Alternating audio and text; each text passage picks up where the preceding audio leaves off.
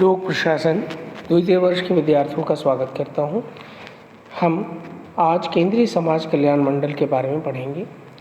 इसके संगठन और इसकी जो संरचना है, इसके उद्देश्य क्या हैं और इसके क्या कार्य हैं। एक प्रशासनिक संस्था के रूप में यह किस प्रकार हमारे अध्ययन की दृष्टि से महत्वपूर्ण है, इन सब विषयों पर चर्चा करेंगे। पर सर्वप्रथम हम समाज कल्याण से हमारा क्या तात्पर्य है, यह हमारे लिए जानना आवश्यक है। तो वीडियो के पहले भाग में हम समाज कल्याण जो से हमारा क्या तात्पर्य है, इसको हम जानेंगे। देखिए, कल्याण शब्द सामान्यतः हित के संदर्भ में प्रयुक्त होता है और ये बताता है कि लोगों के लिए क्या अच्छा है और क्या बुरा है। समाज कल्याण आदर्श रूप में निस्वार्थ भाव से लोगों की भलाई की बात करता है। यानी कि एक सामान्य अर्थों में हम ये समझते हैं कि लोगों की भलाई कैसे की जाए, कैसे सुनिश्चित की जाए, वह है समाज कल्याण। लेकिन संकीर्ण अर्थों में यह समाज में स्वास्थ्य एवं देखभाल, आवास, सामाजिक सुरक्षा, शिक्षा एवं सामाजिक कार्यों के संदर्भ में प्रयुक्त किया जाता है। तो सरकार जो भी काम करती है लोक कल्याणकारी राज्य में, वो सभी समाज कल्याण के साथ जुड़े हुए हैं किसी न किसी रूप में, चाहे वो आर्थिक विकास की बात हो या राजनीतिक विकास की बात हो, सांस्कृतिक विकास की बात हो। लेकिन जब हम समाज कल्याण विशेष संदर्भ में चर्चा करते हैं तो समाज में स्वास्थ्य एवं देखभाल, आवास, सामाजिक सुरक्षा, शिक्षा और सामाजिक कार्य के संदर्भ में विशेषकर यह प्रयुक्त किया जाता है। और इसी संदर्भ में आप देखेंगे कि ऑक्सफोर्ड जो शब्दकोश है, उसने इन्हीं बातों को महत्व दिया है कि आर्थिक और स्वास्थ्य के मामलों में समाज के हित में सरकार के द्वारा जो कार्य किए जाते हैं या स्वयंसेवी संस्थाओं के द्वारा जो कार्य किए जाते हैं, वो समाज कल्याण के परिधि में आते हैं। इसी प्रकार से कैम्ब्रिज जो शब्दकोश है, इसने भी सरकार और निजी संस्थाओं द्वारा गरीब, बीमार या वृद्ध जनों को जो दी जाने वाली सेवाएं हैं, वह सब समाज कल्याण के क्षेत्र में शामिल की जाती है। द्वितीय पंचवर्षीय योजना भी इसी प्रकार के भाव को परिलक्षित करती है। वो कहती है कि गरीब, बीमार और वृद्ध जनों को जो दी जाने वाली सेवाएं हैं, वो समाज कल्याण है।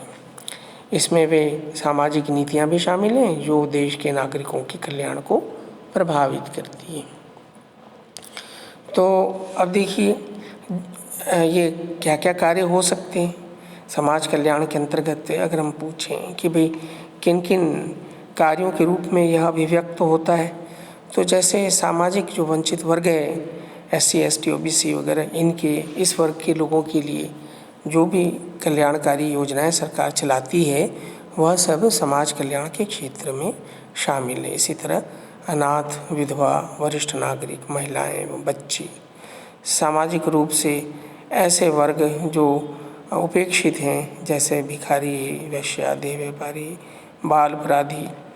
ये उपेक्षित वर्गों के लिए भी जो कल्याणकारी कार्य किए जाते हैं, वह सब समाज कल्याण के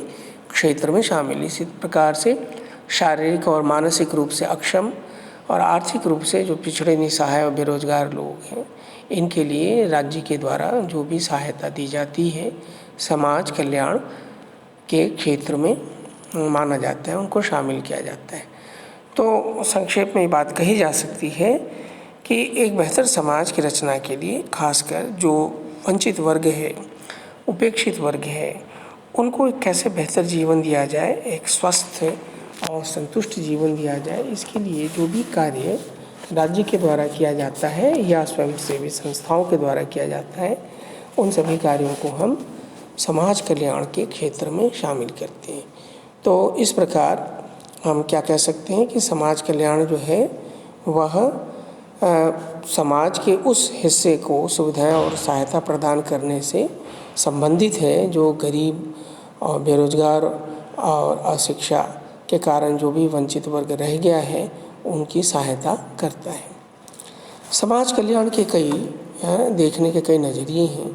या समाज कल्याण के अंतर्गत जो भी कार्य किए जाते हैं उनको कुछ श्रेणियों में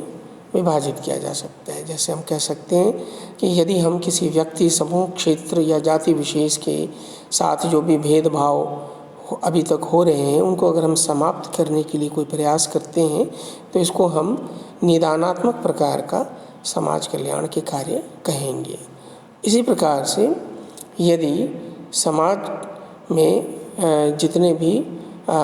वर्ग हैं, चाहे वो सक्षम हो चाहे पिछड़े वर्ग हो, यदि उनको हम सशक्त करना चाहते हैं आर्थिक दृष्टि से,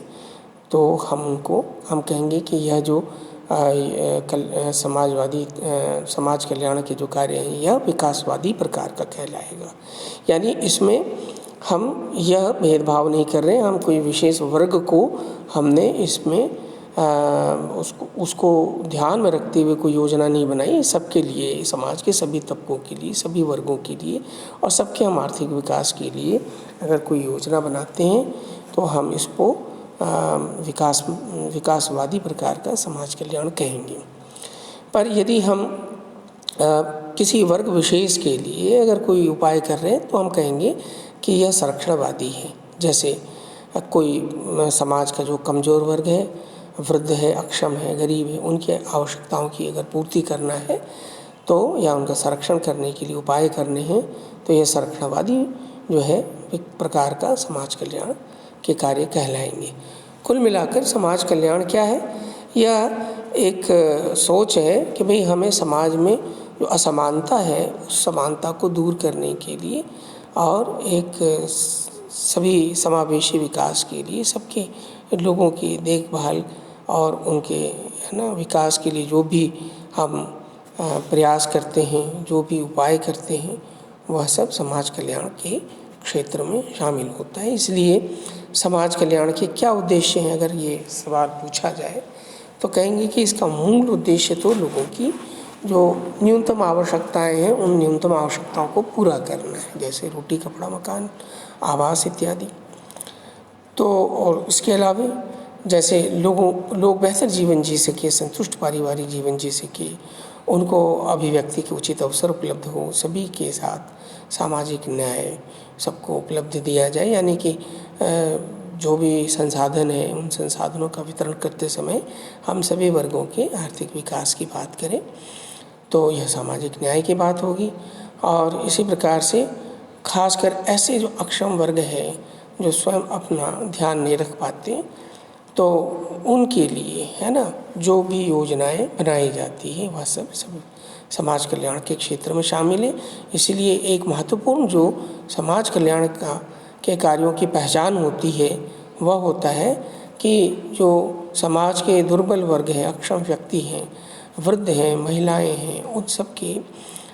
को सक्षम बनाने के लिए जो भी योजनाएं बनाई जाती है वह सब समाज कल्याण के अंतर्गत शामिल होती है। और समाज कल्याण का ये महत्वपूर्ण उद्देश्य है कि समाज के जो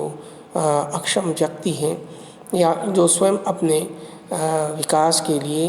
पर्याप्त संसाधन जुटा नहीं पाते या अवसर नहीं मिलता, या यूँ कह लीजिए कि सांस्कृतिक जो बाधाएं हैं ऐसी जिससे कि वो उन्हें स्वतंत्रता, समानता नहीं मिलती, उनके लिए जो उपाय किए जाते हैं कि उनका भी विकास हो सके, यह सब समाज कल्याण कार्यों का उद्देश्य होता है। तो शोषित और वंचित वर्ग का उत्थान करना, अक्षम व्यक्तियों की सहायता करना और सभी को एक बेहतर संतुष्टि प्रदान करने वाला जीवन प्राप्त हो, यह सब समाज कल्याण के क्षेत्र में शामिल है और समाज कल्याण से हमारा यही आशय है। तो वीडियो के इस भाग में आपने ये जाना कि समाज कल्याण से हमारा क्या तात्पर्य है, क्योंकि हमारा जो शीर्षक है केंद्रीय समाज कल्याण मंडल, उसके बारे में जब हम अध्ययन करेंगे कि इसकी क्या संरचना है, इसके स्थापना के क्या उद्देश्य हैं और भारत में समाज कल्याण के लिए क्या क्या कार्य किए जा रहे हैं, तो उसको समझने के लिए यह पृष्ठभूमि आपके लिए आवश्यक होगी। तो वीडियो के दूसरे भाग में हम यह देखेंगे कि भारत में समाज कल्याण के क्या क्या उपाय किए गए हैं संविधान के अंतर्गत, या ऐसे कौन कौन से संस्थाओं का या कानूनों का निर्माण किया गया है जिसके माध्यम से समाज कल्याण के उद्देश्यों को पूरा किया जाता है। तो ये चर्चा हम अगले वीडियो के अगले भाग में करेंगे।